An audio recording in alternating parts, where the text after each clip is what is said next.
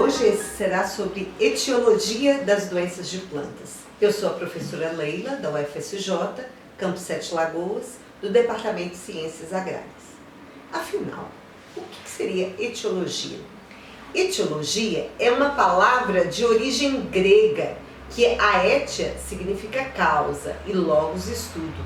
Então, o que significaria etiologia? É o estudo de uma causa, né? Corresponde à parte da ciência que estuda as causas das doenças em plantas e tem como objetivo de, a partir dessa diagnose, ter a medida de controle e manejo adequado para as doenças em plantas. Vamos falar também sobre o conceito da doença de planta. O que é uma planta saudável? O que é uma planta doente? Uma planta saudável nós podemos entender uma planta que tem todo o seu funcionamento. E qual é o conceito de doença de planta? Doença significa que é o mau funcionamento de células e tecidos do hospedeiro, no caso a planta, que resulta de uma contínua irritação por um agente patogênico ou mesmo um fator ambiental, e que conduz ao desenvolvimento de sintomas. Este mau funcionamento pode resultar em dano parcial ou morte da planta ou de suas partes. Então, podemos caracterizar palavras que são importantes para definir doença. É o mau funcionamento, que pode ser da célula até do tecido da planta.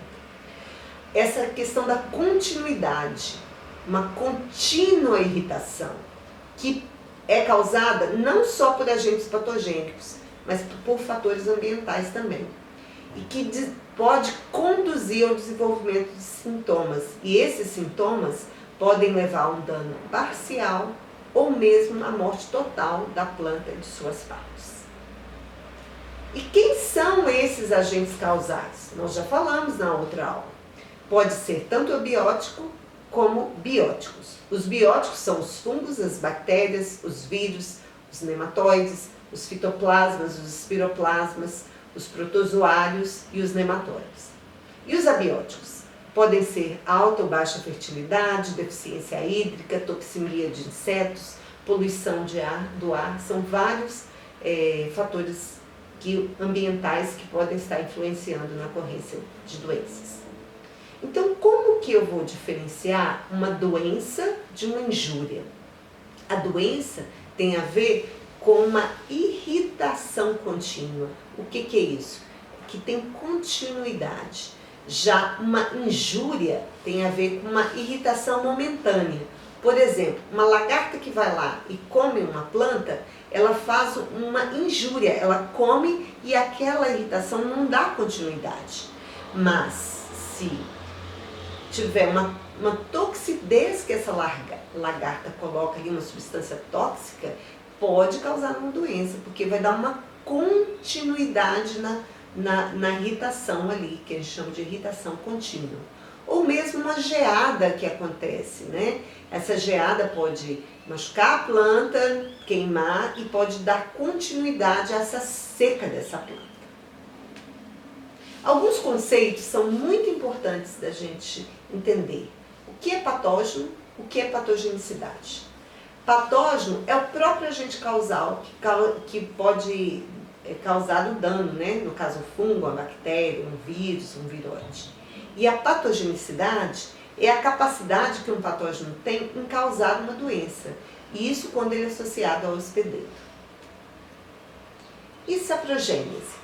Saprogênese é a fase onde que o patógeno, quando ele deixa de estar na planta que ele está atacando e ele fica no resto cultural, lá sobre o solo, sobre a matéria orgânica, a gente chama essa fase de fase saprogênica.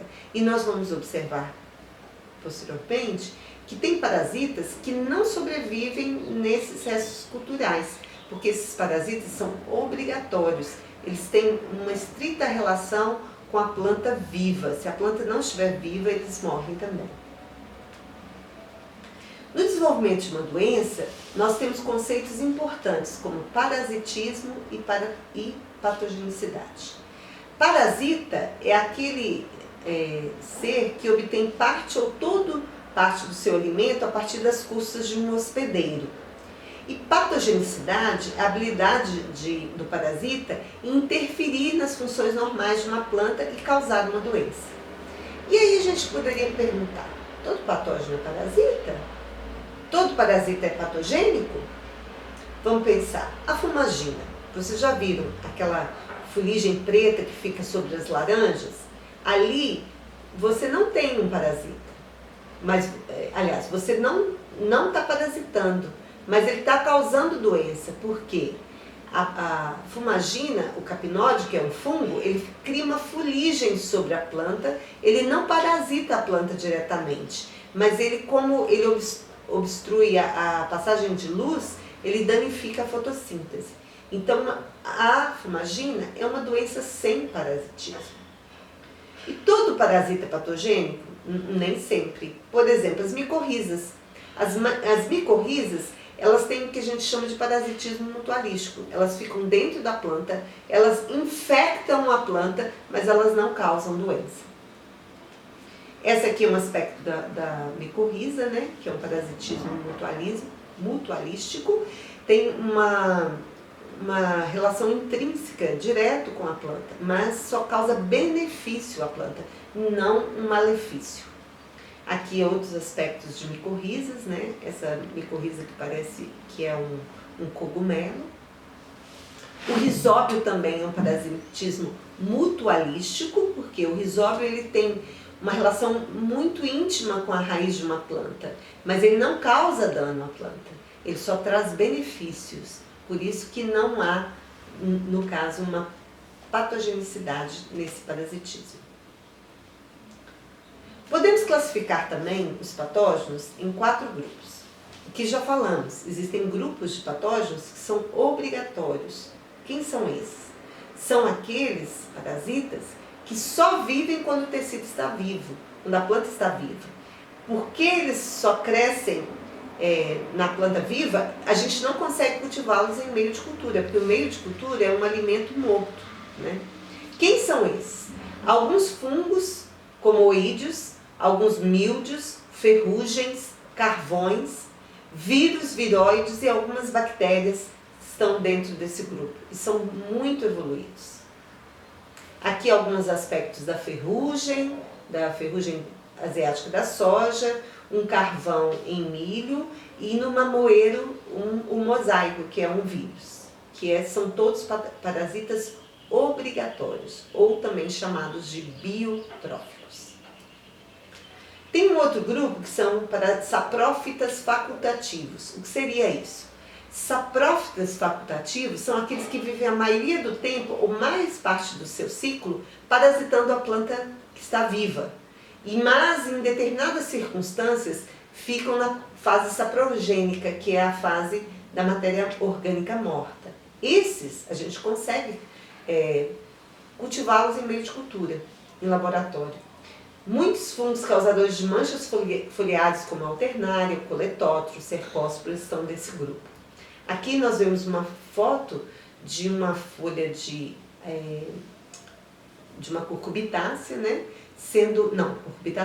De uma brássica, sendo infectada por alternária. Possivelmente aqui deve ser uma folha de brócolis. Depois vemos o grupo dos parasitas facultativos. Esses são parasitas que vivem mais na fase saprofítica e que de vez em quando eles parasitam a planta viva, na fase que ela está biotrófica da doença. São facilmente cultivados em meio de cultura. Alguns exemplos são Rhizoctonia e Sclerotium rufus. Vou mostrar para vocês aqui, o Sclerotium rufus é um patógeno que habita solo e que causam danos, aí são em gramados, né? E isso é um aspecto do próprio fitopatógeno isolado em meio de cultura.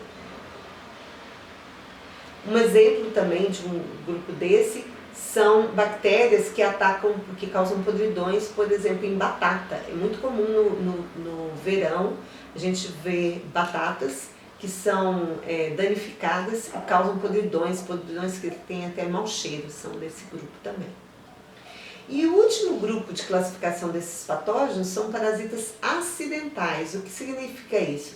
Eles são, a maioria do tempo, saprofíticos, vivem no solo e eles podem exercer o parasitismo só numa situação de estresse da planta. Um exemplo é Pseudomonas causando podridão em alface. Só em condições mais de estresse da planta que o alface é infectado por essa doença. Espero que vocês tenham gostado, se despertado para entender sobre os agentes causais que são agentes etiológicos de doenças em plantas, e desejo a vocês bons estudos. Eu sou a professora Leila da UFSJ.